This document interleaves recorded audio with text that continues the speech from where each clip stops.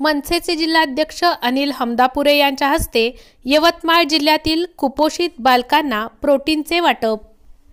मनसेचे यवतमाळ जिल्ह्याचे नेते अनिल हमदापुरे यांच्या वाढदिवसानिमित्त जिल्ह्यातील कुपोषित बालकांना प्रोटीन पावडर, पोषण आहार आणि जीवनावश्यक वस्तूंचे वाटप करून बालरोग तज्ज्ञांकडून आरोग्य तपासणी टिळक स्मारकात करण्यात आले।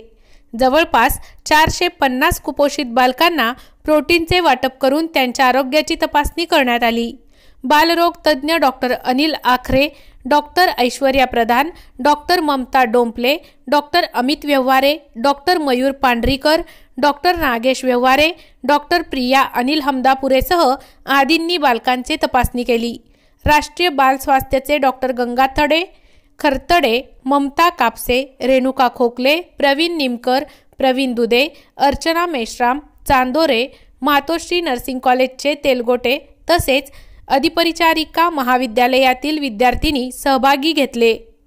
कुणाल पिसोळे, सेविका सीमा क्षीरसागर, राकडेताई, मनसेचे देवा शिवरामवार, विकास पवार, गजानन पोटे, साजिद रहमान, अंजली पारदे, पिंटू तोरकडी, गौरव दरने, लकी छांगानी, दीपक आडे, आक्रोश पवार, सौरभ अनसिंकर, प्राची मिरासे, सुधांशु काळे, सालिक भाई, ओम राठोड, डॉक्टर सागर गड्डमवार, मयूर कारंजकर, चेतन ठोंबरे, हेमंत जोशी, अनिकेत मिठ्ठे, पद्मनाभ जोशी यांनी परिश्रम घेतले।